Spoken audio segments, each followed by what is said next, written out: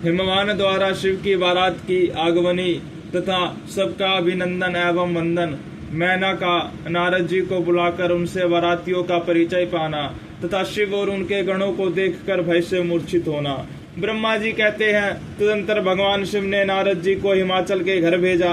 वे वहां की विलक्षण सजावट देखकर दंग रह गए। विश्वकर्मा ने जो विष्णु ब्रह्मा आदि समस्त देवता तथा नारद आदि ऋषियों की चेतन से प्रतीत होने वाली मूर्तियां बनाई थी, उन्हें देखकर देव ऋषि नारद चकित हो उठे। तत्पश्चात हिमाचल ने देव ऋषियों को बारात बुला लाने के लिए भेजा। साथ ही उस बाराती के अगवानी के लिए मैनाक आदि पर्वत भी गए। तदंतर विष्णु आदि देवताओं तथा आनंदित हुए अपने गणों के साथ भगवान शिव हिमालय नगर के समीप सानंदा पहुँचे। गिरिराज हिमवान ने जब यह सुना कि सर्वव्यापी शंकर मेरे नगर के निकट आ पहुँचे हैं, तब उन्हें बड़ी प्रसन्नता हुई। तदंतर उन्होंने बहुत सा सामान एकत्र करके पर्वतों और ब्राह्मणों को महादेव जी के साथ वार्तालाप करने के लिए भेजा। स्वयं भी बड़ी भक्ति के साथ वे प्राण प्यारे महेश्वर का दर्शन करने के लिए गए। उस समय उनका हृदय अधिक प्रेम के कारण द्रवित हो रहा था और वे प्रसन्नता पूर्वक अपने सौभाग्य की सराहना करते थे। उस समय समस्त देवताओं की सेना को उपस्थित देख हिमवान को बड़ा विस्मय हुआ और वे अपने को धन्य मानते हुए उनके सामने गए। देवता और पर्वत एक दूसरे से मिलकर बहुत प्रसन्न हुए और अपने आप को कृत्य मानने लगे। महादेव जी को सामने देखकर हिमालय उन्हें प्रणाम किया। साथ ही समस्त पर्वतों और ब्राह्मणों ने भी सदाशिव की वंदना की। वे वृषभ पर आरूढ़ थे, उनके मुख पर प्रसन्नता छा रही थी। वे नाना प्रकार के आभूषणों से विभूषित थे और अपने दिव्य अंगों के लावण्य से संपूर्ण दिशाओं को प्रकाशित कर रहे थे। उनका श्रीअंग अत्यंत महीन, नूतन और सुंदर रेशमी वस्त्र से सुशोभित था। उनके मस्तक का मुकुट उत्तम रत्नों से जटित होने के कारण बड़ी शोभा पा रहा था। वे अपनी पावन प्रभा का प्रसार करते हुए हंस रहे थे। उनका प्रत्येक अंग भूषण बने हुए सर्पों से युक्त था तथा उनकी अंग कांति बड़ी अद्भुत दिखाई देती थी। दिव्य कांति से संपन्न उन महेश्वर की सुरेश्वर गण हाथ में चमर लिए सेवा कर रहे थे। उनके बाएं भाग में भगवान विष्णु थे और दाहिने भाग में मैं था। पीछे देवराज इंद्र और अन्य देवता आदि भी पीछे तथा अगल बगल में विद्यमान थे। नाना प्रकार के देवता आदि उन लोक कल्याणकारी भगवान शंकर की स्तुति करते जाते थे। उन्होंने स्वेच्छा से ही दिव्य शरीर धारण कर रखा था।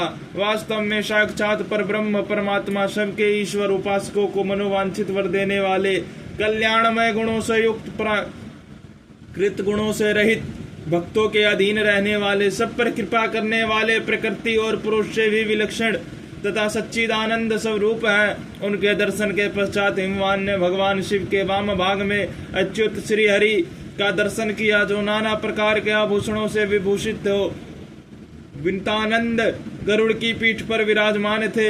उन्हें भगवान के दाहिने भाग में उन्होंने 4 मुखों से युक्त महाशोभाशाली तथा अपने परिवार से संयुक्त मुझ ब्रह्मा को देखा। भगवान शिव के सदा ही अत्यंत प्रिय इन दोनों देवेश्वरों का दर्शन करके परिवार सहित गिरिराज ने आदर पूर्वक प्रणाम किया। इसी प्रकार भगवान शिव के पीछे तथा अगल बगल में खड़े हुए दीप्तिमान देवता आदि को भी देखकर गिरिराज ने उन सब के सामने मस्तक झुकाया। तत्पश्चात शिव की आज्ञा से आगे होकर हिमवान अपने नगर को गए। उनके साथ महादेव जी, भगवान विष्णु तथा स्वयंभू ब्रह्मा भी मुनियों और देवताओं सहित शीघ्रता पूर्वक चलने लगे। मुने उस अवसर पर मैना के मन में भगवान शिव के दर्शन की इच्छा हुई, इसलिए उन्होंने तुमको बुलाया। उस समय भगवान शिव से प्रेरित होकर उनका हृदय अभिप्राय पूर्ण करने की इच्छा से तुम वहां गए। मैना तुम्हें प्रणाम करके बोली, मुने, गिरिजा के होने वाले पति को मैं पहले देखूंगी। शिव का कैसा रूप है जिनके लिए मेरी बेटी ने ऐसी उत्कृष्ट तपस्या की है। तात उस समय भगवान शिव भी मैना के भीतर के अहंकार को जानकर श्री विष्णु और मुझसे अद्भुत लीला करते हुए बोले। शिव ने कहा, तात आप दोनों मेरी आज्ञा से देवताओं सहित अलग अलग होकर गिरिराज के द्वार पर चलिए, हम पीछे से आएंगे। यह सुनकर भगवान श्री हरि ने सब देवताओं को बुलाकर वैसा करने के लिए कहा। शिव के चिंतन में तत्पर रहने वाले समस्त देवताओं ने शीघ्र वैसे ही व्यवस्था करके उत्सुकता पूर्वक वहां से पृथक पृथक यात्रा की। मुने, मैना अपने मकान के सबसे ऊपर भवन में तुम्हारे साथ खड़ी थी। उस समय भगवान विश्वेश्वर ने अपने को ऐसी वेशभूषा में दिखाया जिससे मैना के हृदय को ठेस पहुंचे। सबसे पहले बारात के जुलूस में विविध वाहनों पर विराजित खूब सजे धजे बाजे गाजे के साथ पताकाएं फहराते हुए वसु आदि गंधर्व आए। फिर मणिग्रीवादी यक्ष, तदंतर क्रम से यमराज, निजित वरुण, वायु, कुबेर, ईशान, देवराज, इंद्र, चंद्रमा, सूर्य, भृगु आदि मुनीश्वर तथा ब्रह्मा आए। ये सब उत्तरोत्तर एक से एक विशेष सुंदर शोभामय रूप गुण से संपन्न थे। इनमें से प्रत्येक दल के स्वामी को देखकर मैना पूछती थी, क्या ये ही शिव है? नारद जी कहते, यह तो शिव के सेवक है। मैना यह सुनकर बड़ी प्रसन्न होती और हर्ष में भरकर मन ही मन कहती, ये उनके सेवक ही जब इतने सुंदर है तब वे सबके स्वामी शिव तो पता नहीं कितने सुंदर होंगे। इसी बीच में वहां भगवान विष्णु पधारे।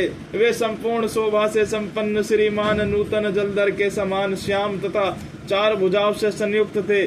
उनका लावण्य करोड़ों गंधर्वों को लज्जित कर रहा था। वे पीताम्बर धारण करके अपनी सहज प्रभा से प्रकाशित हो रहे थे। उनके सुंदर नेत्र प्रफुल्ल कमल की शोभा को छीन लेते थे।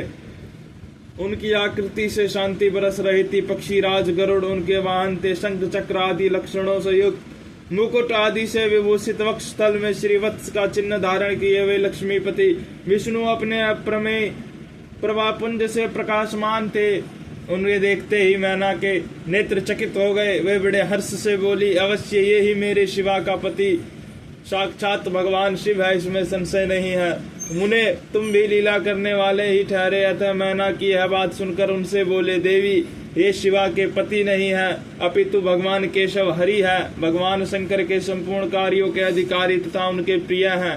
पार्वती के पति जो दूल्हा शिव है, उन्हें इनसे भी बढ़कर समझना चाहिए। उनकी शोभा का वर्णन मुझसे नहीं हो सकता। वे ही संपूर्ण ब्रह्मांड के अधिपति सर्वेश्वर तथा श्याम प्रकाश परमात्मा है। ब्रह्मा जी कहते हैं, नारद तुम्हारी इस बात को सुनकर मैना ने उन शुभ लक्षण उमा को महान धन वैभव से संपन्न सौभाग्यवती तथा तीनों कुलों के लिए सुखदायिनी माना।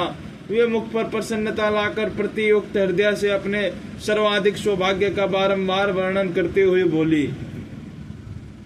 मैना ने कहा, इस समय मैं पार्वती को जन्म देने के कारण सर्वथा धन्य हो गई।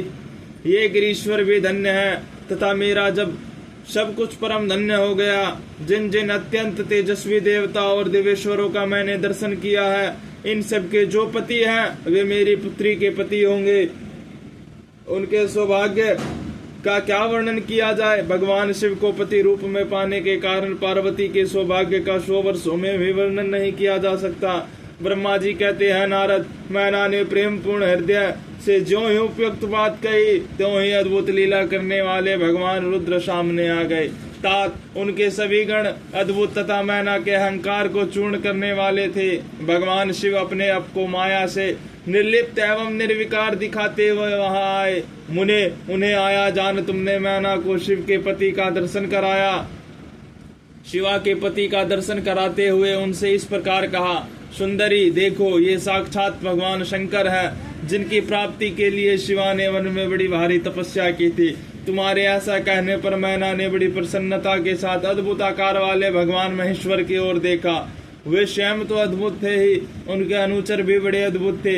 इतने में ही रुद्रदेव की परम अद्भुत सेना भी आ पहुंची, जो भूत प्रेत आदि से संयुक्त तथा नाना गणों से संपन्न थी।